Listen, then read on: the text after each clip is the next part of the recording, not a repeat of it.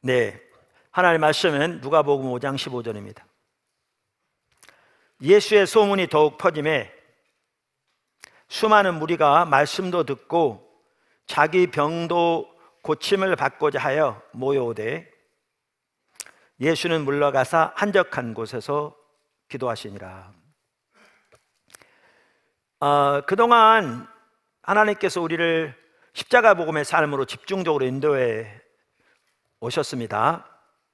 포도나무교회 사역을 위한 하나님의 비전은 회복과 부흥이고요, 교회 회복과 하나님의 부흥. 그러면서 몇 년 전부터 우리를 선교적 교회로 이렇게 집중적으로 강력하게 인도하고 계십니다. 그러면서 저 개인적으로는 하나님의 비전이 더 또렷이 보였는데요, 결국 십자가 복음의 삶은 선교적 삶으로 열매를 맺어야 되는 것이고, 선교적 삶을 살려면 십자가 복음의 삶이 필수인 거죠. 그러면서 하나님께서는 포도나무 교회의 모든 지체들이 단 한 명도 빠짐없이 다 십자가 복음을 실제로 살고 열매를 맺고 자라나고 다른 사람을 그 자리로 인도하기를 강력하게 이렇게 이끌고 계시는 거죠. 그러면서 광고 시간을 나눴지만 정말 많은 성도들이 날마다 주님을 찾고 십자가 복음의 삶을 실제로 살기를 추구하고 배우고 자라나면서 귀한 열매들이 많이 나타나고 있거든요. 성도들 삶 속에, 심지어 우리 다음 세대 삶 속에 정말 놀라운 일들이 많이 나타나고 있어요. 그러면서 선교적 삶의 그 열매들도 아프리카 프로젝트를 포함해서 성도들의 비즈니스에서, 일터에서 귀하게 일하고 계신 열매들이 더 나타나기 시작하잖아요.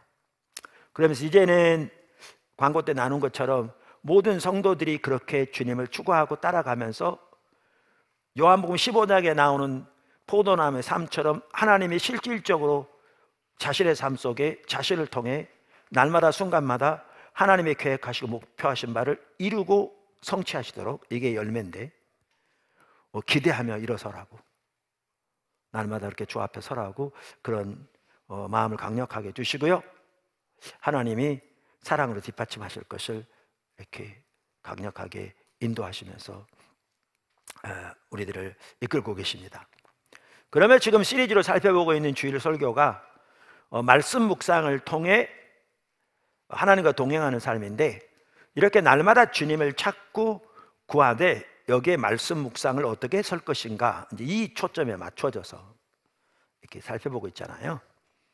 그러면서 지난 몇 주간에는 말씀 묵상과 기도가 같이 가야 되니까 기도의 부분에 대해서 5주인가 4주인가 살펴보았고요. 아마 5주 같은데 살펴보았고, 이제 구체적으로 어떻게 말씀 묵상을 할 건가 살펴보되 그 핵심이 하나님과의 만남입니다. 특별히 하나님과의 정기적인 만남입니다.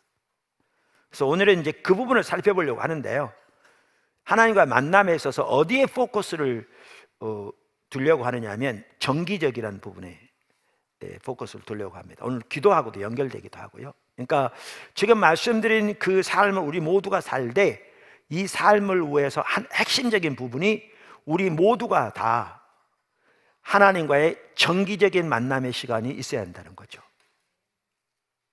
그래서 포도나무 교회 모든 지체들에게 하나님께서 지금 하나님과의 정기적인 만남의 시간을 구체적으로 갖도록 지금 강력하게 이끌고 계시고요, 오늘 그 부분을 알려고 하는 겁니다.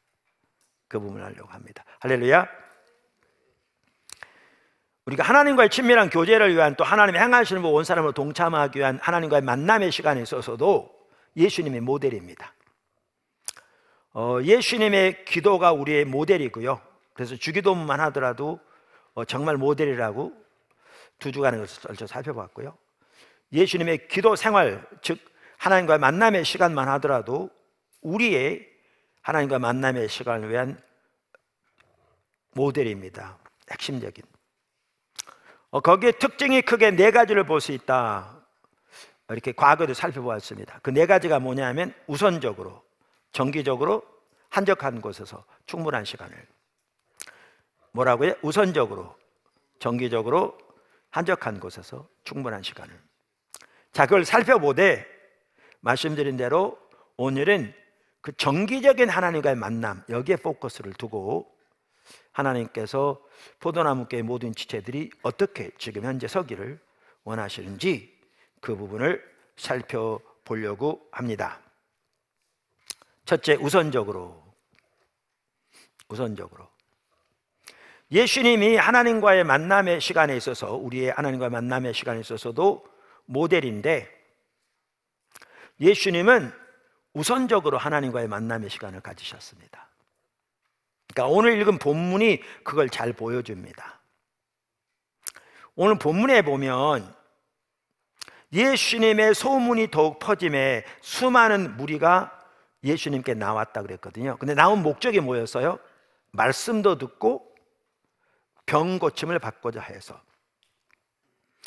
그러니까 이게 왜 중요하냐면요, 사복음서를 보면 예수님의 공생의 사역을 크게 두 가지로 요약합니다. 하나는 말씀 선포와 전인적인 치유를 통한 회복. 이 전체가 하나님 나라 사역이었는데요. 그러니까 여기에 보면 사람들이 예수님께 나오되 예수님이 이 땅에 하러 오신 일들을 위해서 나온 겁니다. 무슨 돈을 구걸하러 온 것도 아니고. 그런데 예수님은 오늘 본문에 보면 그들을 떠나 한적한 곳에 가셔서 기도하셨다, 이렇게 말씀하고 있습니다. 그러니까 오늘날로 말하면 좀 비유가 좀 약간 다를 수는 있겠습니다만은, 예를 들어 전국에서 집회에 참석하기 위해서 사람들이 몰려왔는데 예수님이, 그러니까 강사가 기도원 가버린 거와 비슷한 거죠. 근데 영어 NIV 성경에 보면 여기 16절 앞에 often이라는 단어가 있습니다. 이런 일이 빈번하게 있었다, 자주 있었다 라는 거죠. 그러니까 이것을 보면 예수님은 하나님과의 만남의 시간을 갖되 우선적으로 가지셨습니다. 우리도 하나님과의 만남의 시간을 가지려면 우선적으로 가져야 합니다. 그러니까 우선적으로 갖지 않으면 하나님과 만남의 시간이 가능하지 않습니다. 요즘 바쁘잖아요. 그 몇 년 전에, 코로나 전 같아요, 우리 성탄 축제 하는데 그때 청년 2명이 사회를 봤거든요. 우리가 성탄 축제 하면 어린이부터 어른까지 우리 모든 지체들이 예수님의 오심을 이렇게 감사하면서 하나님을 예배하고 축제를 벌이는 거잖아요. 그래서 어린이부터 어른까지 다양한 순서들이 있었는데 그날 청년은 딱 2 순서를 맡았거든요. 우리 모두가 참여하니까. 근데 본인들은 기억을 못할 거예요. 전혀 의식하지 않았어요. 근데 저에게는 희한한 게 들렸는데요, 이 MC가 청년들이 오로지 청년들 나올 때만 2번 다 뭐라고 그러냐면 바쁘신 중에도.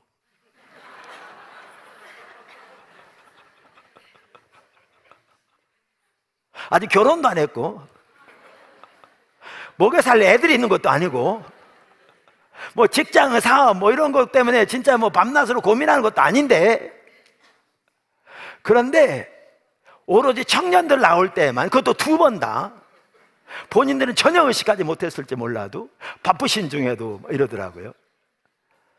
그러니까 이 말은 청년들도 그만큼 바쁘다는 거예요. 인식에 뭐 아르바이트 할라, 뭐 직장 다닐라, 공부할라, 뭐 친구도 만날라, 바쁜 거죠. 사실 오늘날 우리 모두가 바쁘잖아요. 그런데 그렇기 때문에 하나님과의 만남의 시간을 우선적으로 갖지 않으면 만남의 시간을 가질 수 없습니다. 우리가 이미 살펴본 대로 성경에 나오는 하나님의 귀한 사람들, 모세, 다윗, 바울 모두 하나님을 아는 것이, 오직 예수님을 아는 것이 그들의 일생의 단 하나의 유일한 열망과 목표였잖아요. 우리가 그렇게 돼야 되잖아요. 그렇다면 우리도 하나님과의 만남의 시간을 우선적으로 가져야 될 줄로 믿습니다. 오늘 설교 이후로 포도나무 교회 지체들이 모두 하나님과의 정기적인 만남의 시간이 꼭 세워지기를 간절히 소원하고요. 그러기 위해서 우선적으로 시간을 정해서 하나님과의 만남의 시간을 가질 수 있게 되기를 주님의 이름으로 축원합니다. 두 번째, 정기적으로. 오늘 여기에 이제 포커스가 주로 맞춰질 거거든요. 정기적으로.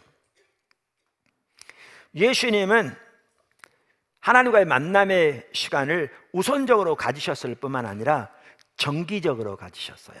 이게 중요합니다. 어디서 볼 수 있느냐면요, 누가복음 22장 39절에서 볼 수 있어요. 예수께서 나가사 습관을 따라, 뭐를 따라? 습관을 따라 감람산에 가심에 제자들도 따라갔더니, 이게 지금 감람산 겟세마네 동산을 기도를 두고 하신 말씀이거든요. 그러니까 여기에 보면 예수님은 습관을 쫓아 기도하셨습니다. 우리의 기도가 습관적인 기도가 돼서는 안 됩니다. 제가 여러 번 나누는데 제가 식사기도 하다가 2번 회개한 적이 있다고요. 기도하려고 잠깐 눈을 감았는데 생각해 보니까 조금 아까 기도한 거예요. 그러니까 내가 얼마나 마음도 없이 습관적으로 기도했으면 또 했겠어요. 그런 적이 2번 있었어요. 그래가지고 그때마다 회개했어요. 그러니까 예수님이 습관을 쫓아 기도했단 말은 그런 기도를 말하는 게 아닙니다. 제가 말한 그러한 마음이 담기지 않는 습관적인 형식적인 기도는 하나님 앞에서 회개할 거죠. 옳지 못한 기도죠. 그럼 여기 예수님께서 습관을 쫓아 기도하셨다는 말은 뭐냐면요, 예수님의 기도 생활이, 하나님과의 만남이 하나의 건강한 습관이었다는 겁니다. 이게 중요합니다. 건강한 습관, 다시 말하면 건강한 일상이었다는 거죠. 건강한 일상이었다는 거죠. 자, 여기 보시면요, 여러분 그 복음서, 그러니까 공감복음이라고 그러는데요, 영어로 synoptic gospels, 그러니까 같은 눈으로 보았다 그런 뜻이에요. 이거를 마태, 마가, 누가복음, 공감복음이라고 그럽니다. 여기에 보면 예수님이 예루살렘에서 사역한 것은 마지막 일주일밖에 없어요. 여러분 이스라엘의 지도를 보시면 위에 갈릴리 바다가 있고요, 그 다음에 쭉 요단강을 따라 내려오면 아래쪽에 예루살렘이 있는 거거든요. 조금 아래에 보면 사해가 있고. 자, 그런데 그래서 예수님은 주로 갈릴리 지역에 사역하셨어요. 그래서 공관복음서에 보면 예수님이 돌아가시기 전 일주일 동안만 이 예루살렘에서 사역하셨어요. 근데 요한복음에 보면 예수님이 중간에도 종종 예루살렘에 올라가서 사역하셨어요. 자, 그런데 우리가 요한복음의 기사를 다 받아들이고 보더라도 예수님이 예루살렘 지역에서 사역하신 것은 매우 짧은 기간 동안이에요. 주로 어디서 사역하셨어요? 갈릴리 지역에 사역하셨어요. 근데 이 구절에 보면 예수님이 예루살렘에 계실 때에도 예수님은 겟세마네 동산에 가셔서 기도하는 것이 그분의 습관이었어요. 관습이었어요. 루틴이었어요. 그러니까 가룟 유다가 예수님을 배반하게 떠난 게 어디서 떠났냐면요, 마가의 다락방에서 예수님이 유월절 음식을 드실 때 떠났거든요. 근데 가룟 유다가 대제사장들이 보낸 사람들을 이끌고 예수님을 잡으러 온 것은 어디로 왔느냐면 겟세마네 동산으로 왔거든요. 어떻게 알았을까요? 오늘날처럼 GPS가 있는 것도 아니고 위치 추적 장치가 있는 것도 아니고 가로등이 있는 것도 아닌데, 그 동산 한가운데 깜깜한 밤에 어떻게 가룟 유다가 하인들을 데리고 예수님을 잡으러 거기 왔겠냐고요. 이유는 간단해요. 예수님이 예루살렘 지역에서 사역하신 그 짧은 기간에도, 길지 않은 기간에도 예수님은 거기 가셔서 제자들과 함께 기도하시는 것이 그분의 관습이었거든요. 그러니까 가룟 유다는 쉽게 예수님을 찾을 수 있었어요. 이걸 보아도 예수님은 하나님 앞에 기도하며 하나님과의 만남의 시간을 갖되 그것이 하나의 건강한 일상이었던 걸 볼 수 있어요. 루틴이라고 그러죠. 건강한 일상. 피터 드러커라는 분이요, 이렇게 말했어요. 이전에 천재에 가까운 사람들이나 할 수 있던 일을 판단력 없는 미숙한 사람들도 하게 한다. 뭐가? 일상이.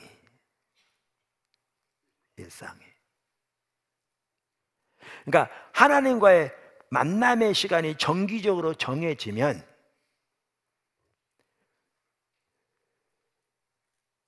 판단력 없는 미숙한 사람들조차도 그 일을 통해서 심지어 천재에 가까운 사람들이 할 수 있는 일들을 할 수 있다는 거예요. 그만큼 건강한 일상이 중요해요. 밴쿠버 처서는 아직 숫자가 많지 않고 그래서 그런지는 모르지만 성도들이 직장을 마치면 바인하우스에 와서 기도하고 주님을 찾는 것을 하나의 일상으로 알잖아요. 그러니까 가능하면 바인하우스 근처로 이사도 오기도 하고, 때로는 재정적으로 손해를 보면서도. 그래서 여기는 우리는 그렇게 다 교회 근처로 이사할 수는 없고, 그렇지만 모양과 방법은 다를지 모르지만 우리 모두가 다 하나님과의 정기적인 만남이 하나의 건강한 일상이 되어지기를 예수님의 이름으로 축복합니다. 그러면서 오늘 말씀드린 대로 기도와 관련해 좀 더 이렇게 살펴보기 원한다. 정기적인 하나님과 만남과 관련해서 그랬는데요, 우리가 이것을 잘 볼 수 있는 게 어디냐면 사도행전입니다. 그러니까 누가복음과 사도행전. 먼저 이것을 위해서 동역자의 삶을 제가 먼저 좀 살펴보기 원합니다.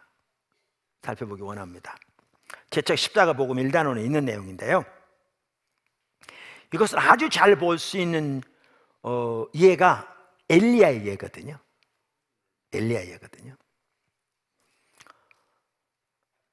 제가 아까 사도행전이 잘 보여준다 그랬는데, 이 정기적인 하나님과 만남의 시간의 중요성, 그 시간 동안 하나님의 응답, 그 대표적인 한 가지가 뭐냐면 오순절 사건입니다. 오순절 사건. 그런데 제가 미국에서 그 신학대학원 다닐 때 택했던 과목 중에 하나가 성령론이었거든요. 그때 사용했던 교재 중에 하나가 프레드릭 브루너라고 하는 학자가 쓴 책인데요, 그분이 독일 하이델베르크에서 박사학위 받으면서 쓴 논문을 일반 사람도 읽을 수 있도록 낸 책이 그 책이에요. 그분은 그 당시에 풀로 신학대학원 교수였는데요, 그 책이 우리 한국 말로는 장신대 교수님이 번역해서 성령의 신학이라는 책으로 번역되어 있더라고요, 과거에 보니까. 근데 그 책은 오순절 교단이 주장하는 성령론을 반박하는 논문이었거든요. 그러면서 강조하는 게 이거였어요. 기도하면 하나님이 부흥을 보내시고 성령을 보내주신다는 그것이 맞지 않다. 그러면서 오순절 사건의 예를 든 거예요. 오순절은 사실 하나님의 부흥의 모델이라고 할 수 있거든요. 이 오순절이 그 저자에 의하면 기도의 응답으로 온 게 아니다, 하나님의 약속이었고 하나님의 때에 왔다, 그렇게 말한 거죠. 근데 그 말이 한편은 맞거든요. 근데 한편은 틀려요. 그러니까 반쪽만 본 거예요. 저는 그래서 그 두 쪽을 다 보기 원하는 거예요. 오늘 다 보기 원하는 거예요. 그래서 그걸 설명하기 위해서 제가 뭐부터 설명하느냐 하면 동역자의 삶을 먼저 살펴보려고 하는 거예요. 그 동역자의 삶의 대표적인 예가 누구 예라고요? 엘리야의 예라고요. 엘리야의. 자, 그러면 열왕기상 18장에 보면 어떻게 그 당시 이스라엘 백성들의 죄로 인해 하나님께서 3년 반 동안 비를 내리지 않다가 비가 오게 되었는가라는 걸 기록하고 있거든요. 근데 여기에 중요한 게 그 말이에요. 아까 프레드릭 브루너가 말한 말 한 부분은 맞아요. 뭐냐면 기도만 한다고 되지 않아요. 예를 들면 비가 오지 않았을 때도 엘리야가 생각하기에 이제는 더 이상 안 되겠다, 하나님 비를 보내주셔야겠다, 이대로 가면 다 죽게 생겼다. 그래서 하나님 앞에 밤낮으로 엘리야가 부르짖고 기도했더니 하나님 비를 보내신 것이 아니었어요. 그게 아니었어요. 그런 의미에서 아까 프레드릭 브루너는 맞아요. 그 말은 맞아요. 먼저 우리가 기억해야 할 것은 이 엘리야의 경우에도 그 시대에도 하나님이 비를 보내실 계획을 가지셨어요. 그러니까 비를 보내는 게 하나님의 뜻이었어요. 어디를 보면 아느냐 하면 열왕기상 18장 1절을 보면 알아요. 이렇게 말하죠. 많은 날을 지나고 제 3년에 여호와의 말씀이 엘리야에게 임하여 이르시되 너는 가서 아합에게 보이라. 내가 비를 지면에 내리리라. 자, 비를 내리시는 게 누구의 뜻입니까? 하나님의 뜻이에요. 지금 하나님의 계획이에요. 사실 모든 하나님의 일은 하나님의 계획이 보여진 것부터 시작됩니다.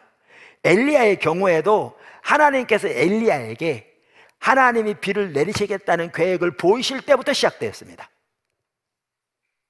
그제는 우리가 주님을 찾아야 되고요, 집중적으로. 그래서 엘리야가 이제 하나님의 명령에 순종해서 아합 앞에 나갑니다. 이게 쉽지 않았어요. 왜냐하면 지난 3년 동안 눈에다 불을 켜고 엘리야를 죽기 위해서 찾았는데 그 앞에 자신을 드러낸다는 것은 완전히 그냥 사자 입속에 머리 집어넣는 것과 똑같잖아요. 그런데 믿음으로 나갔죠. 그래서 아마 거기서 얘기가 된 것 같은데 아합의 궁에서 먹고 사는 850명의 이방 선지자들과 엘리야와 서로 대결하게 된 거죠. 아시다시피. 그러면서 850명의 선지자들이 기도했는데 응답이 없었고 제단을 쌓아놓고 엘리야가 기도할 때 하늘에서 불을 내려 재물을 사람으로, 그때 아마 서로 대결한 내용 중에 그게 들었던 것 같아요. 엘리야가 850명의 이방 선지자를 다 죽이거든요. 그 이스라엘 골짜기에 지금도 가보면 거기 있어요. 이스라엘에. 거기서 죽였어요. 그랬더니 41절에 뭐라고 성경에 되어 있냐면 엘리야가 아합에게 이르되 올라가서 먹고 마시소서 큰 비소리가 있나이다. 하나님이 엘리야에게 큰 비가 다가오고 있으면 알려주신 거죠. 이 빗소리는 영적으로 들은 거잖아요. 엘리야만 들은 거잖아요. 하나님이 비를 보내시겠다고 하셨고 지금 비가 다가오고 있으면 엘리야에게 알려주신 거죠. 근데 문제는 이거예요. 그럼 하나님의 계획이 비가 오는 거였고 하나님이 그 비가 가까웠다는 걸 엘리야에게 알리셨기 때문에 다 됐잖아요. 그냥 가만히 있으면 되잖아요. 근데 성경에 보면 이때부터 엘리야가 기도하기 시작했어요. 이때부터 42절부터 아합이 먹고 마시러 올라가니라. 엘리야가 갈멜산 꼭대기로 올라가서 땅에 꿇어 엎드려 그의 얼굴을 무릎 사이에 넣고 그의 사환에게 이르되 올라가 바다 쪽을 바라보라. 그가 올라가 바라보고 말하되 아무것도 없나이다. 이르되 7번까지 가라. 7번째 이르러서는 그가 말하되 바다에서 사람의 손만한 작은 구름이 일어나나이다. 이르되 올라가 아합에게 말하기를 비에 막히지 않도록 마차를 갖추고 내려가소서 하라 하니라.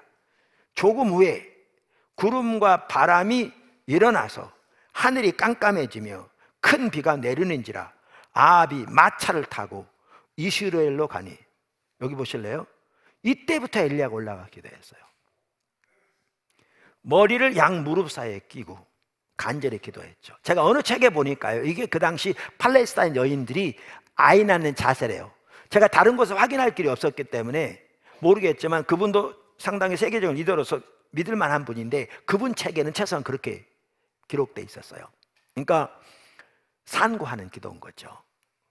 언제까지 기도했느냐? 7번이나 간절하게 손만한 구름이 지중해에 떠오를 때까지.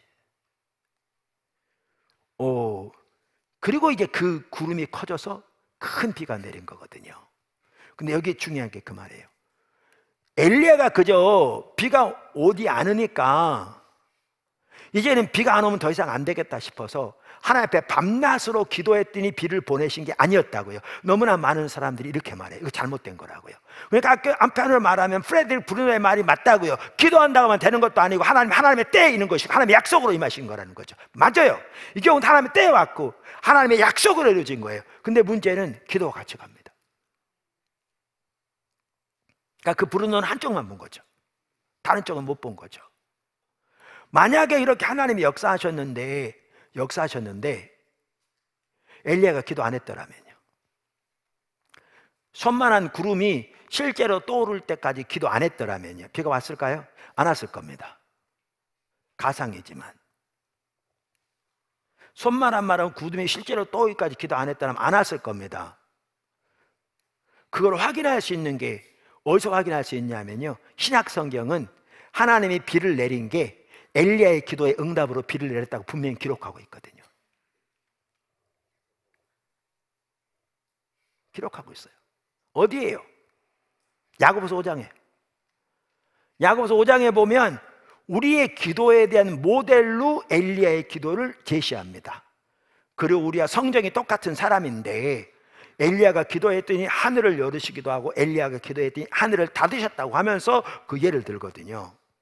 그러면서 17절 이렇게 말합니다. 엘리야는 우리와 성정이 같은 사람이로되 그가 비가 오지 않기를 간절히 기도한 즉 3년 6개월 동안 땅에 비가 오지 아니하고 다시 기도하니 하늘이 비를 주고 땅이 열매를 맺었느니라. 보세요. 비가 온 게 엘리야의 기도에 응답해서 비가 왔다고 말합니다. 그러니까 그 하나님의 부흥만 하더라도요, 로이드 존스 목사님 같은 경우에 부흥에 대한 아주 좋은 책이거든요.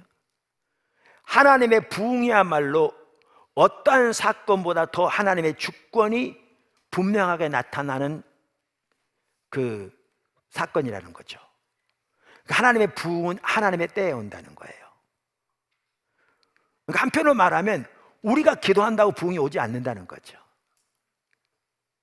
오늘 설교를 잘 들으셔야 합니다. 자, 보세요. 하나님의 부흥만 하도 하나님의 때에 옵니다.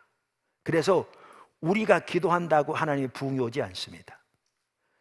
반대로 우리의 기도 없이 하나님 부흥이 온 적이 없습니다. 이 둘을 같이 이해해 올바르게 하는 겁니다. 그러니까 아까 엘리야의 예를 든다면 우리가 임의적으로 그저 부흥을 위해서 기도한다고 부흥이 오지 않아요. 우리나라 평양 대부흥의 100주년 기념이었나요? 전국의 교회가 하나의 부흥 보내달라고 기도했잖아요. 근데 부흥 오지 않았어요. 부흥은 그렇게 오지 않아요. 근데 또 중요한 게 뭐냐면 한쪽만 보는 거라면 다른 한쪽은 하나님이 하나님의 일을 일으키려고 하실 때 하나님의 계획을 하나님의 사람들에게 알리시고 의중을 알리시고 하나님의 사람들이 그 하나님의 계획을 붙잡고 기도하는 기도 없이 부흥 오지 않아요. 엘리야가 똑같아요. 하나님 부흥만 하더라도 기도한다고 부흥 오는 건 아닌데 반대로 기도 없이 부흥 오지 않아요. 무슨 말인지 이해하시겠죠? 아시겠죠? 그러니까 오순절 사건만 해도 그래요. 오순절 사건만 해도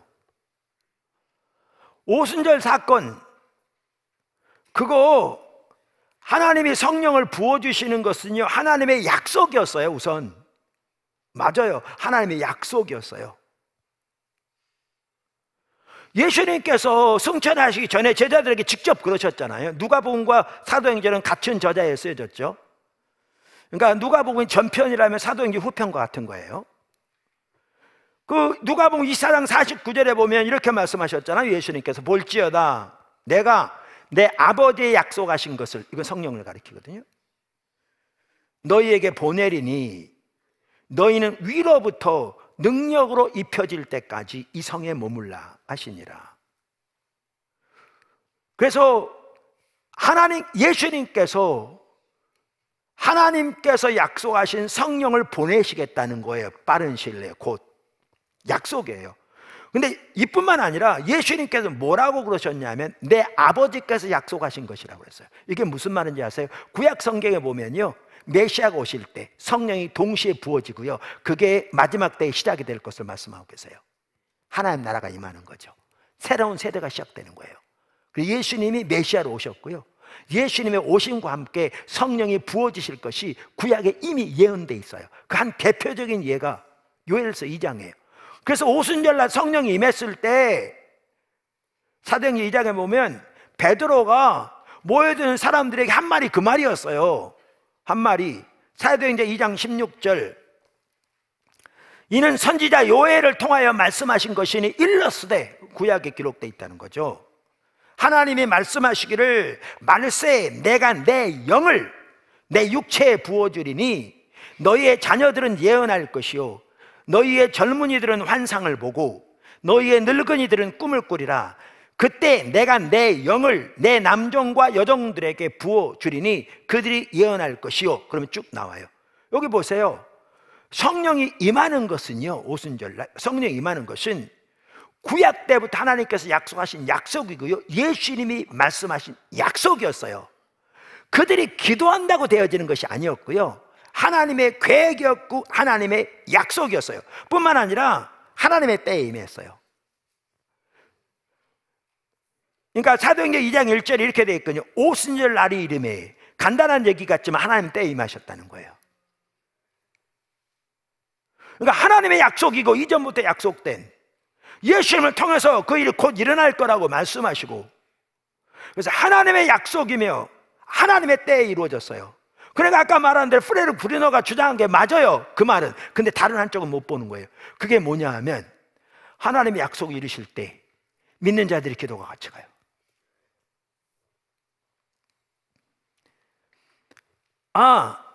우리가 잘 아는 대로 그들이 돌아와서 이제 예수님 그 승천하신 걸 보고 감람산에 올이 떨어진 예루살렘에 돌아와서 그 마가의 다락방에서 그들이 10일 동안 집중적으로 기도했잖아요. 그리고 오순절이 임했잖아요. 자, 그런데 이 기도의 응답으로 왔다고는 구체적으로 안 써 있어요. 근데 그렇게 기도가 필요하고 기도 응답이 온 건지는 누가복음 사도행전 전체를 보면 분명하게 알 수 있고요, 지금 말씀드린 대로 성경 전체를 보면 분명하게 알 수 있어요. 그럼 누가복음을 어떻게 알 수 있느냐? 아까도 말씀드린 대로 사복음서 중에 누가복음은 다른 어떤 복음서보다 예수님의 기도 생활을 강조하고 있어요. 성경 그냥 읽어보면 알 수 있어요. 여러분 신앙 안 해도 그냥 성경 읽어보면 알 수 있어요. 기도 생활을 강조하고 있어요. 뿐만 아니라 누가복음은 기도와 성령을 연결시키고 있어요. 이건 다른 어느 성경도 하지 않고 있어요. 누가복음은 기도와 성령을 연결시키고 있어요. 자, 우선 한 구절을 볼게요. 여기 보실래요? 누가복음 11장 5절부터 보시죠. 11장 5절. 또 이르시되 너희 중에 누가 벗이 있는데 밤중에 그에게 가서 말하기를 벗이여 떡 3덩이를 내게 구워달라.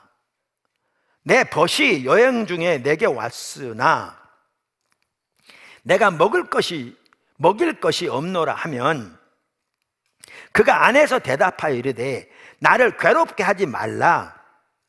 문이 이미 닫혔고 아이들이 나와 함께 침실에 누웠으니 일어나 네게 줄 수가 없노라 하겠느냐. 그렇사 믿겠냐 그 말이죠. 내가 너희에게 말하노니 비록 벗됨으로 인하여서는 일어나서 주지 아니할지라도 그 간청함을 인하여 일어나 그 요구대로 주리라. 이게 강청하는 기도거든요. 성경에 보면 예수님이 강청하는 기도에 대해서 말씀하시고 그 기도를 하나님이 반드시 응답하실 것을 약속하시면서 예를 2가지 들었는데요, 하나는 이 예고요, 다른 하나는 과부의 얘기예요. 제가 얼마 전에도 기도 나누면서 이사야 62장 그 기도 나누면서 이걸 설명했어요. 근데 여러분 들어도 금방 잊어먹으니까 제가 다시 한번 간단히 설명할게요. 강청하는 이 2 사건 모두 중요한 게 있어요. 그게 뭐냐면 이들이 기도한 내용이 옳은 거였다는 거예요. 다시 말하면 강청하는 기도는 오늘날 너무나 많은 사람들이 생각하듯이 그저 자기가 목표와 계획을 세워놓고 이걸 이뤄달라고 밤낮으로 기도하면 하나님께서 응답해 주실 것이라, 그 말이 아니라는 거예요. 그게 아니라는 거예요. 너무나 많은 사람들이 이 강청하는 기도를 그렇게 이해해요. 그것을 가져다가 그저 우리가 목표를 세우고 계획을 세우고 하나님 앞에 도와달라고 밤낮으로 기도하면 하나님께서 말씀하신 대로 응답하실 거라, 그렇게 이 이해들을 이해해요. 근데 이게 아니라는 거예요. 이게 어디서 할 수 있느냐면 이 강청하는 비유 둘 다 이들이 구하는 것이 옳은 거였어요. 무슨 말이냐면요, 그 당시 과부가 재판관에서 요청을 했는데 이거는 과부가 옳은 것을 요청한 거예요. 그러니까 재판관이 당연히 해줘야 될 일이었어요. 해줘야 될 일인데 과부는 그 당시 사회적으로 힘이 없는 약자고 재판관이 교만해서 안 들어주는 거예요. 당연히 마땅히 해야 할 일인데, 해줘야 할 일인데, 옳은 일인데. 그러니까 예수님께서 뭐라고 했냐면 그래서 집중적으로 강청하는, 이렇게 구하면 그러한 악한 재판관도 해줄 거라, 그러면서 강청하는 기도. 여기에 중요한 그 단어가 하물며라는 단어예요. 완전히 세상 중에서도 가장 악한 사람들을 본보기로 들면서 이런 사람도 해주는데 하물며 하늘에 계신 너희 아버지께서는, 이게 대조법이거든요. 들어주지 않겠냐. 여러분, 이 경우에도요, 친구가 지금 옆집에 가서 떡 3덩이를 달라고, 구워달라고 요청하는 거잖아요. 이게 옳은 거예요. 왜 옳은 거냐면요, 우리는 그 잘 이해 못하는데 그 당시 유대 나라에는 그 어느 집에 손님이 오면 이 손님은 이 집만의 손님이 아니고요, 이 마을 전체의 손님으로 이해되는 때예요. 그러니까 이렇게 손님이 왔을 때 손님이 찾아온 이 집주인뿐만 아니라 주변 사람들도 이 손님을 접대하는 것이 그들이 마땅히 해야 할 일이었어요. 그 당시 문화에서. 그러니까 이 친구에게 떡을 달라고 찾아간 이 사람이 구한 것은 옳은 일이었어요. 이 옆집 친구가 마땅히 해줘야 할 일이었어요. 근데 여기도 강조법인 거죠. 반어법, 반대로 강조하는 거죠. 아, 여러분, 마땅히 해줘야 할 일인데, 그것도 친구인데, 친구가 와서 자기 집에 손님 왔다고 떡 3덩어리만 그것도 빌려달라는데, 그건 당연히 줘야 될 일인데 대답하기를 안 돼, 나 애들하고 잠자리 들었어, 이럴 사람 있나요? 그런 사람 있다면 친구인가요, 그게? 그래서 예수님도 그러신 거잖아요. 그럴 사람이 있겠냐. 세상에 그런 사람이 어디 있어요? 그럼 그게 무슨 친구예요? 근데 예수님은 의도적으로 이런 사람 예를 든 거라니까요. 근데 설령 그럴지라도 강청하면 들어줄 거다. 그러면서 하늘에 계신 너희 아버지는 하물며, 즉 2구절이거든요. 2구절이거든요. 옳은 것을 붙들고 기도한 거예요. 자, 그러면서 계속 보세요. 또 내가 너희에게 이르노니 구하라, 그러면 너희에게 주실 것이요. 찾으라, 그러면 찾아낼 것이요. 문을 두드리라, 그러면 너희에게 열릴 것이니 구하는 이마다 받을 것이요, 찾는 이가 찾아낼 것이요, 두드리는 이에게는 열릴 것이니라. 너희 중에 아버지 된 자로서 누가 아들이 생선을 달라 하는데 생선 대신에 뱀을 주며 알을 달라 하는데 전갈을 주겠느냐? 너희가 악할지라도 좋은 것을 자식에게 줄 알거든 하물며 너희 하늘아버지께서 구하는 자에게 성령을 주시지 않겠느냐. 자, 보세요. 구하는 자에게 뭘 주시지 않겠느냐? 뭘 주시지 않겠느냐? 여러분 이거 아세요? 마태복음에 똑같은 내용이 나옵니다. 거기에는 뭐라고 기록된 줄 아세요? 구하는 자에게 좋은 것을 주시지 않겠느냐. 마태복음에는 이게 뭐라고 기록되어 있냐면 구하는 자에게 좋은 걸 주시지 않겠느냐.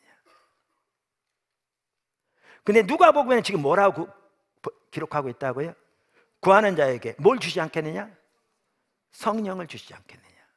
여기뿐만 아니에요.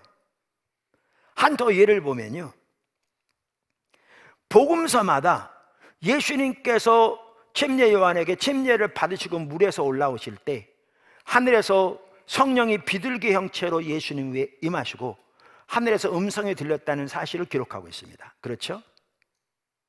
근데 누가복음에는 다른 복음서에 없는 내용이 나옵니다. 다른 복음서에 없는, 이렇게 말합니다. 누가복음 3장 21절, 백성이 다 침례를 받을 새 예수도 침례를 받으시고 그 다음 뭐 할 때? 기도하실 때. 여러분, 다른 어느 복음서도 이 말이 없습니다. 기도하실 때. 누가복음에만 나옵니다. 기도하실 때. 하늘이 열리며 성령이 비둘기 같은 형체로 그의 위에 강림하시더니 하늘로부터 소리가 나기를 너는 내 사랑하는 아들이라 내가 너를 기뻐하노라 하시니라.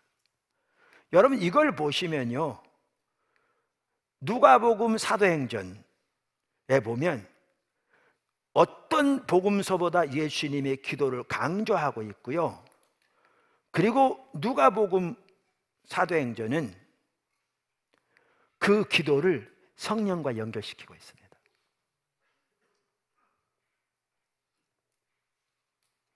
그럼 이러한 전체적인 그러한 성경의 강조점, 누가복음 사도행전, 더 나아가 아까도 말씀드린 대로 성경 전체로 볼 수 있는 하나님의 일하시는 방법 보면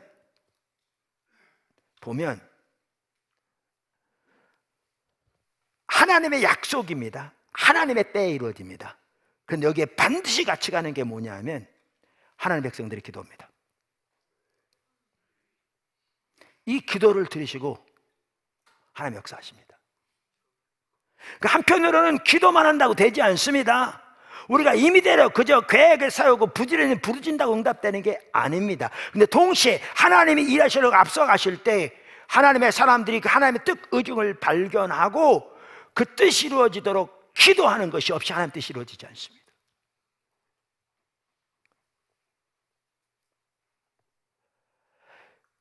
기도한다고 이루어지는 건 아닌데 기도 없이 이루어지는 게 없습니다. 상반되는 말 같은데 정확히 같이 갑니다. 그래서 프레드릭 브루너가 반밖에 못 본 거라고요. 맞긴 했는데 반밖에 안 맞은 거죠. 그러니까 전체는 틀린 거죠.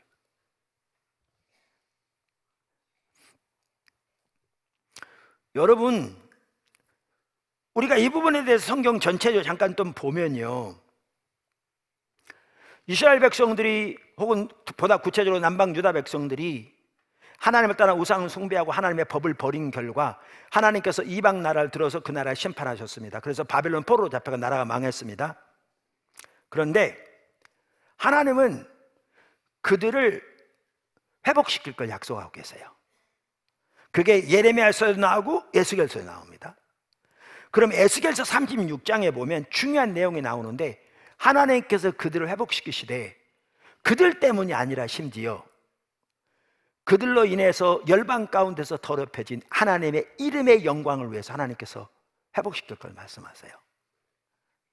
에스겔 36장 22절, 그러므로 너는 이스라엘 족속에게 이르기를 주 여호와께서 이같이 말씀하시기를 이스라엘 족속아 내가 이렇게 행하면, 지금 회복하실 것을 말씀하고 그러거든요. 쭉 읽어보시면, 제가 지금 시간 아껴서 앞을 안 읽어서 그렇지, 너희를 위함이 아니요 너희가 들어간 그 여러 나라에서 더럽힌 나의 거룩한 이름을 위함이라.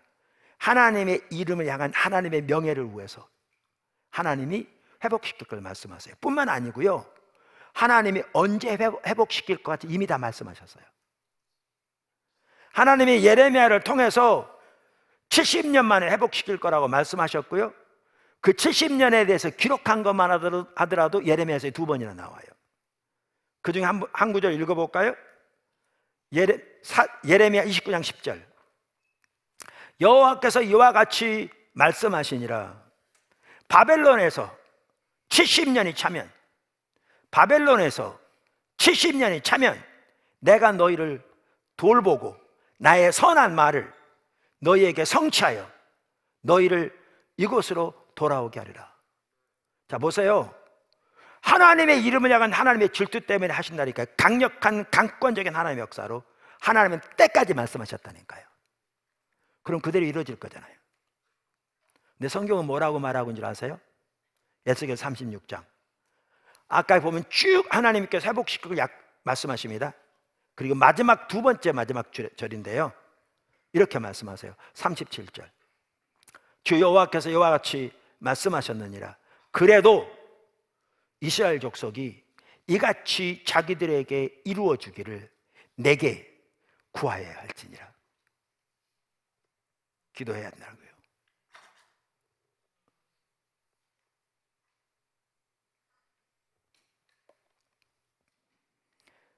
이번에 우리가 몇 주 동안 살펴본 기도에 대해 살펴본 거기도 이미 보았듯이 너무나 놀라운 말이 나오잖아요. 역대하 6장에서 솔로몬이 예루살렘 성전을 완성하고 하나님께 봉헌하는 기도를 드리잖아요. 그리고 7장에서 하나님이 그 솔로몬의 기도에 응답하셔서 임하시잖아요. 그리고 그에게 말씀하시잖아요. 우리가 잘 아는 대로 하나님이 에덴 동산을 만드실 때부터 하나님의 성소로 만드신 거예요. 그래서 톰 라이트 박사는 그렇게 말하거든요. 사람들이 에덴 동산에 대한 기록을 옛날 사람들이 보았다라면 그 사람들은 하나님이 자기 성소를 만든 걸로 이해했을 것이다. 실제로 그렇게 이해한 학자들 매우 많거든요.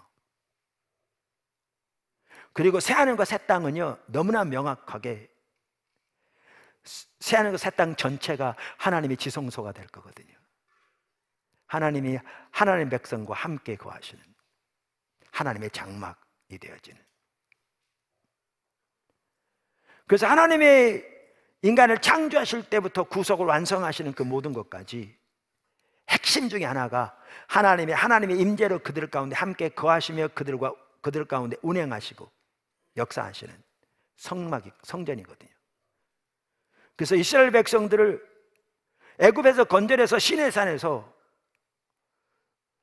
언약을 맺으실 때에도 18장까지 애굽에서 전적인 하나님의 은혜로 건져내신 것을 다루고 있고 19장부터 언약을 세우는 것을 말하고 그리고 나머지 3분의 1은 성막 짓는 것과 관련되거든요.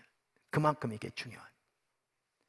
우리가 지난번에도 살펴본 것처럼 사무엘하 7장에 보면 하나님께서 다윗 왕족이신 헌장과 같은 언약을 다윗에게 주신다고요.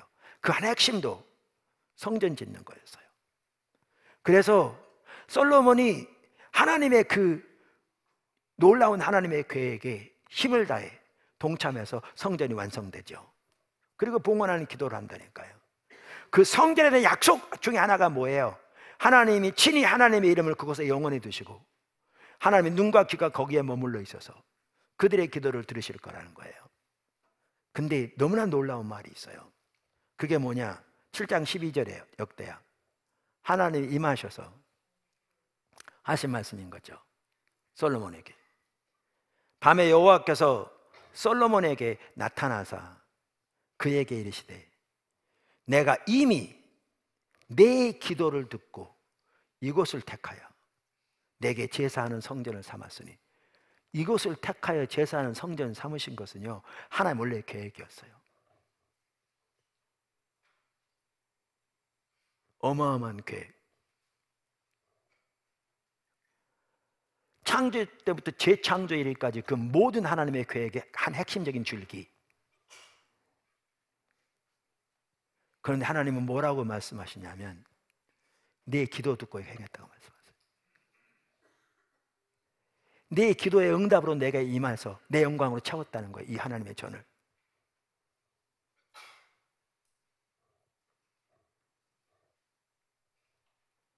이게 하나님의 방법입니다. 우리가 얼마 전에 어느 나라를 갔었잖아요. 그래서 선교사님들을 집회로 인도하면서 과거에 그랬는데 코로나 끝나면서 다시 그 회복되기를 원하는 분이 초청해서 갔다. 그러면서 대면 우리가 1년에 한 4차례라도 우리 팀들이 가면서 선교사님 전체를 같이 섬기고 세워가면 그 나라 전체에 대해서 하나님의 놀라운 일이 이루어지는데 귀하게 쓰여질 수 있겠다. 이제 선교사님들이 상의해서 우리에게 연락 주기로 했다, 그렇게 말씀드렸잖아요. 어제 새물교회 선교회 국제 총무를 통해서 연락이 왔고 저에게 이렇게 문자가 왔더라고요. 총무님이. 그분들이 시간이 바빠서 못 내서 시간을 그렇게 안 하기로 했다 그러더라고요. 제가 딱 그걸 보는 순간에 오늘 설교와 연결돼서 이게 보여졌어요. 하나님 일하시려 할 때 엘리야의 경우도 그렇고 바벨론 포로에서 돌아오는 것도 그렇고 오순절 사건도 그렇고 예루살렘 성전에 대한 약속이 성취되는 것도 그렇고 전체적으로 볼 때 하나님의 백성들이 그것을 붙들고 그것이 이루어지도록 줄기차게 기도해야 되는데 우리가 이걸 놓쳤구나. 하나님 하시면 당연히 하실 줄 알고 너무나 안일한 가운데 빠져 있었구나. 이게 보여지더라고요.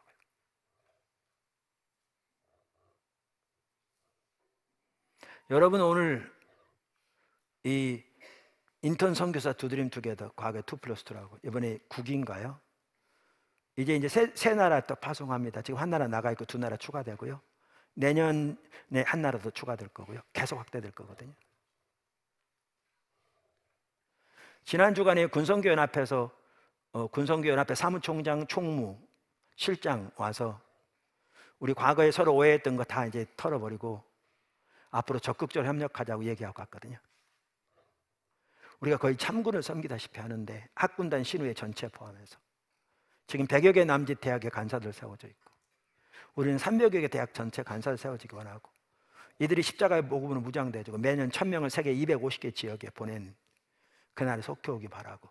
그럼 우리나라 다음 세대 근본적으로 돌이켜질 것 같더라고요. 여기다 아프리카 프로젝트 우리가 지난번 나눈 것처럼 행해져서 복음뿐만 아니라 이제는 사랑행위 같이 가는 NGO가 같이 가는, 그러면 어마어마한 일을 하나님 하실 것 같더라고요. 근데 문제는 이때 중요한 게 그거예요. 기도가 같이 가야 돼요. 우리가 기도만 한다고 되지 않아요. 하나님이 앞서가실 때 하나님의 약속을 붙들고 하나님의 백성들이 기도해야 하나님의 그 기도를 들으시고 역사하신다고 성경에 반복적으로 써있다니까요. 반복적으로. 물론 아까 그 나라만 하더라도 한편 저는 이렇게 생각했습니다. 원래 우리는 초교파적으로 이래왔거든요. 사무교 선교가 아무리 더 커져도 우리는 교단이 안 될 겁니다. 왜냐하면 교단 되면 우리끼리만 모이거든요. 우리는 한국의 모든 교회가 세계 모든 교회 회복되고 하나님의 부흥이 모든 교회에 임하도록 기도하고 헌신하기를 원하지 우리끼리만 잘 돼봐야 무슨 의미가 있겠습니까? 그런데 어느 교단 중심으로 그 나라를 섬기는 것은 원래 하나님 우리 인도신 방법과 달랐던 것 같더라고요. 그래서 거기서 초교파적으로 하나님의 길을 보는 사람들이 모아져서 나가게 되면 그 역사는 얼마나 확대될 수 있거든요. 그래서 그건 물론 보여지긴 했는데 그걸 통해서 보여준 게 바로 이 기도가 같이 가야 되는 거죠. 근데 제가 여기다 덧붙일 게 있습니다. 그게 뭐냐 하면 이와 같이 기도만 한다고 되는 건 아니에요. 오순절만 해도 그 명확해요. 명확해. 근데 기도 없이 되지 않아요. 오순절만 돼도 명확해요. 이제 보이시죠? 두 개의 의미가. 근데 오늘 하나님께서 나누기 원하시는 게 뭐냐 하면 이게 특별히 정기적인 기도 시간이 됐다는 거예요. 이게 특별히 정기적인 기도 시간이 되었다는 거예요. 그러니까 120명 10명이 아니고 열흘 동안 집중적으로 기도했잖아요. 그때는 정기적인 기도가 아니라 집중적으로 그냥 밤낮으로 기도했잖아요. 그런데 오순절이 이르렀을 때 성령이 임했는데요. 언제 임했는지는 정확하게 안 기록되어 있는데 거기 보면 이렇게 되어 있습니다.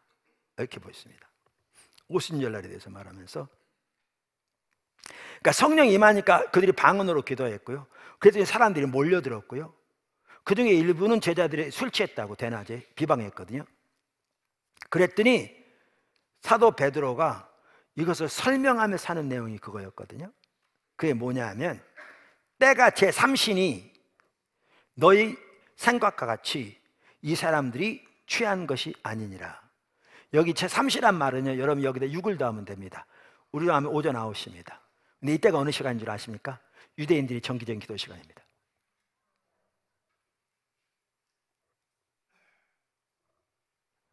그 당시 유대인들은 3시, 6시, 9시, 우리로 말하면 오전 9시, 낮 12시, 오후 3시 3번씩 정기적으로 기도했습니다.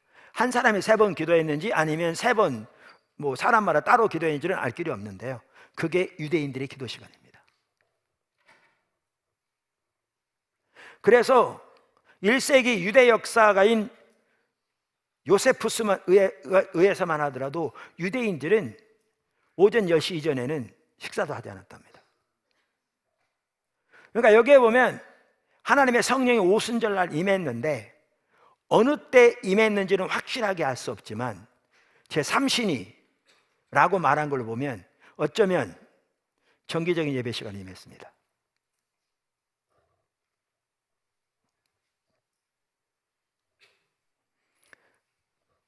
사도행전 3장에 보면 베드로와 요한이 성전에 기도하러 올라가다가 성전 문에 앉아있던, 날 때부터 안전병이 되었던 사람을 고친 사건이 나옵니다. 그 치유는 5,000명이 예수님께로 돌아오는 계기가 되었습니다. 그런데 우리가 여기서도 볼 수 있는 게 뭐냐 하면 베드로와 요한이 올라간 시간이 정기적인 기도 시간, 기도하기 위해서 올라갔던 걸 우리는 알 수 있습니다.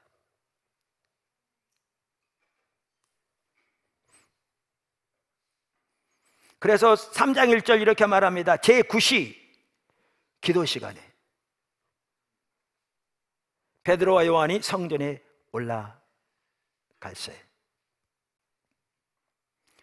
여러분, 사도행전에 또 가장 중요한 사건 중에 하나가 로마 백부장인 고넬료의 집에 복음이 전파된 사건이었습니다. 이건 엄청나게 중요한 사건입니다. 왜 그런 줄 아십니까?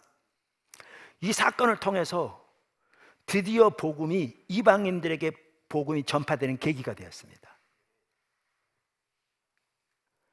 나중에 예루살렘 회의가 열리게 되었고요, 그때도, 그러니까 그 전도 마찬가지고요. 그래서 이 고넬료에게 복음이 전파되고, 그래서 바로 그 다음 장인 다음 장에서 예루살렘 교회가 이 사건을 검토하기 시작했고요, 성경 말씀에 기초해서. 그래서 구약 시대부터 복음이 이방인에게도 증거될 것이 예언되어 있는데 그동안 유대인들은 전혀 그거에 대한 개념이 없다가 이 사건을 통해서 비로소 복음이 이방인에게 증거된 것이 하나님의 뜻인 것을 알게 되고, 그래서 복음이 놀랍게 확장되었고 오늘에 이르게 되었습니다. 그 사건의 전반적인 단초를 제공한 사건이 이 사건이었습니다. 그만큼 중요합니다, 기독교 역사에. 근데 고넬료가 기도할 때 천사가 나타났잖아요. 근데 그 시간이 어떤 기도 시간인지 아십니까? 정기적인 기도 시간이었습니다. 정기적인 기도 시간. 왜냐하면 3절에 하루는 제 9시쯤 돼요. 오후 3시 기도 시간이라니까요. 유대인들의 정기적인 기도 시간. 천사가 그에게 나타났습니다. 뿐만 아니라 나타나서 베드로에게 대해서 말하고, 베드로가 있는 도시, 머물고 있는 집 주인 이름, 위치까지 알려주면서 베드로를 데려다가 말씀을 들으라고 합니다.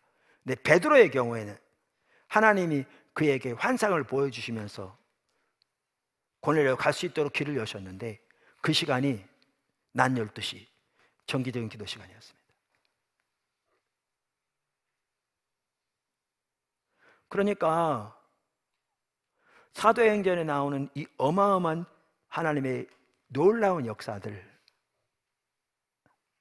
모든 게 다 그런 건 아니지만 한 핵심이 뭐냐? 정기적인 기도 시간을 통해서 하나님이 하셨습니다. 그래서 하나님께서 지금 아까 시작하면서 나눈 것처럼 포도나무 교회만 하더라도 각자가 십자가 복음의 삶을 살도록 강력하게 인도하고 계신데, 이제 우리 가운데 반드시 세워질 한 가지가 우리 모두가 각자 정기적인 주님과의 만남의 시간을 갖기를 원하시고, 그 시간을 통해서 특별히 하나님께서 이 시대에 행하고 계신 일들이 이루어지도록 더 집중적으로 약속을 붙들고 기도하는 자리를 서기를 하나님이 강력하게 요청하고 계십니다. 그게 오늘 메시지를 통해서 우리에게 강력하게 하나님께서 도전하신 바입니다. 초청하신 바입니다. 우리 모두가 그렇게 될 수 있기를 주님으로 축원합니다. 세 번째, 한적한 곳에서. 예수님에 대해서 말씀하시기를 반복해서 한적한 곳으로 나가, 한적한 곳에서 나옵니다. 사실 우리가 하나님과의 만남에서 매우 중요한 것은 한적한 곳입니다. 한 가지가. 이 말은 반드시 수도원, 수양관 같은 곳에 가서 한다는 말은 아닐 수 있습니다. 그러니까 일상에서 떨어져 하나님께만 관심을 집중할 수 있는 장소와 시간을 말하는 거죠. 텔레비전 켜놓고 그 앞에서 묵상한다고 주님 뜻을 알 수 있는 건 아니잖아요. 사람마다 이 자리는 다를 수 있습니다. 어떤 사람은 다른 사람보다 1시간 먼저 출근해서 출근하기 전에 자기 사무실의 책상에 한적한 하는 그 정기적인 만남의 장소가 될 수 있고요. 주부 같은 경우에 남편 출근하고 아이들 학교 간 다음에 아무도 없을 때 모든 걸 끄고 거실에 앉아서 말씀 묵상하며 주님 앞에 기도하고 약속하는 게 한적한 곳이 될 수 있고요. 사람마다, 어떤 사람은 여러분 들으셨겠지만 출퇴근 길이 열어서 사람들은 바글바글 할지 몰라도 머리에 이어폰, 귀에 이어폰 끼고 찬양 들으면서 말씀 묵상하면서 혹은 설교 말씀 들으면서 주님 찾고 기도하는 게 한적한 곳이 될 수 있고요. 한적한 곳에서. 네 번째, 충분한 시간을.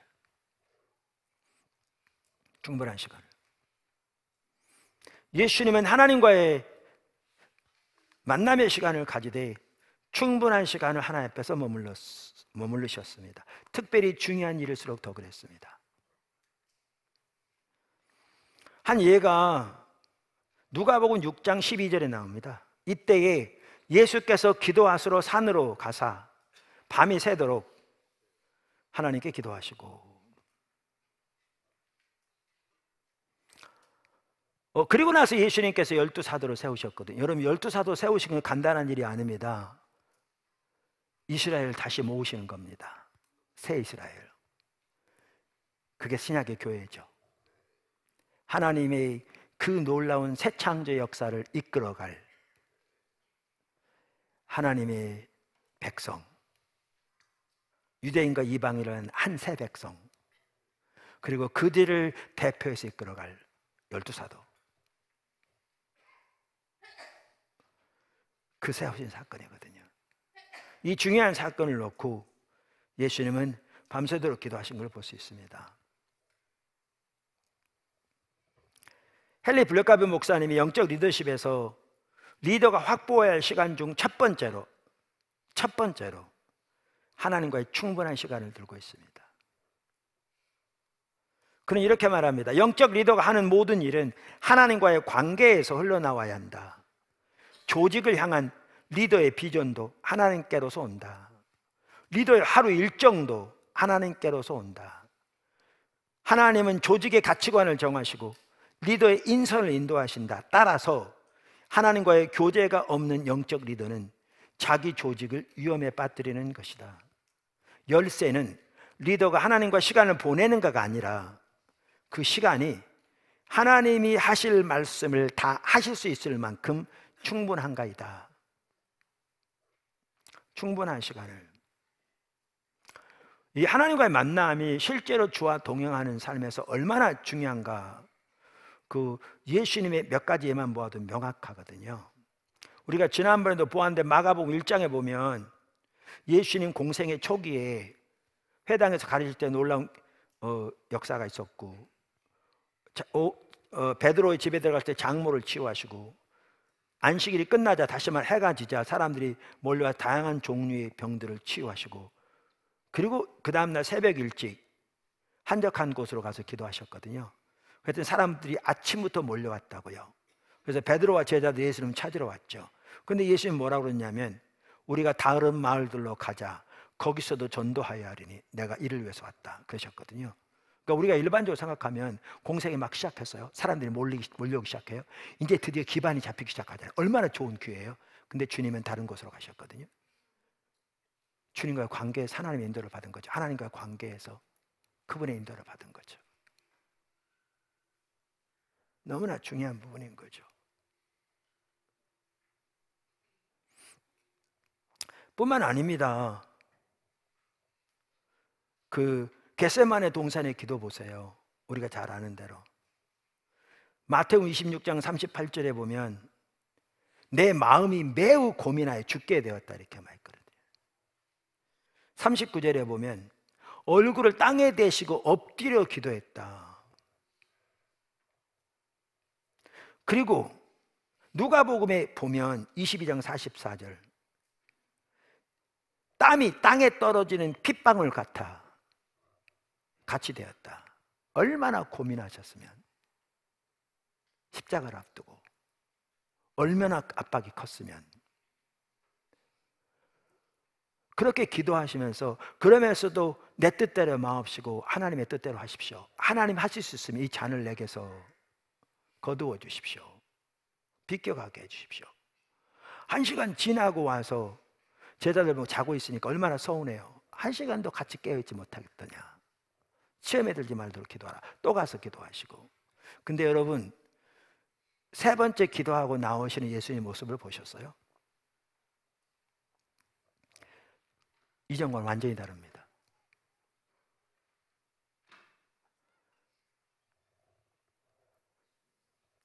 예수님께서 제자들에게 일어나라 나를 잡으러 온 자들이 왔다.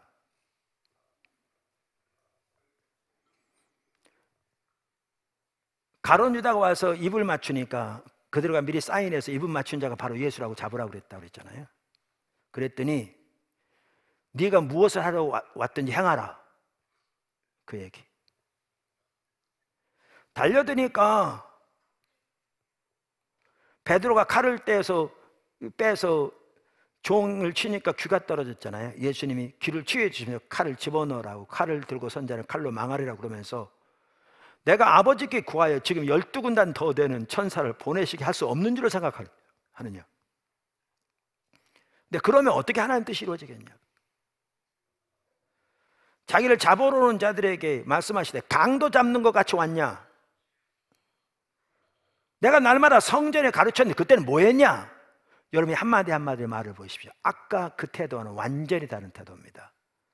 하나님의 뜻에는 확신, 헌신, 담대함. 이게 어디서 나왔는데요? 그 3번에 걸친 기도에서 나왔습니다. 예수님이 하나님의 아들이신데 그분은 온전한 인간이시자 온전한 하나님이시잖아요.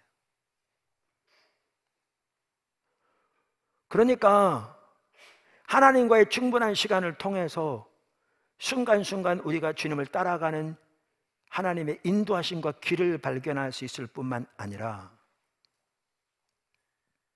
그렇게 하나님을 따라갈 수 있는 확신, 힘, 능력, 담대함, 확고함, 지혜 이 모든 것을 하나님께서 받습니다.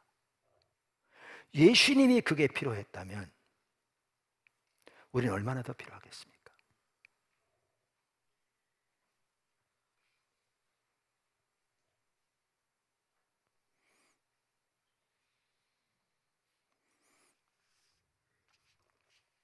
오늘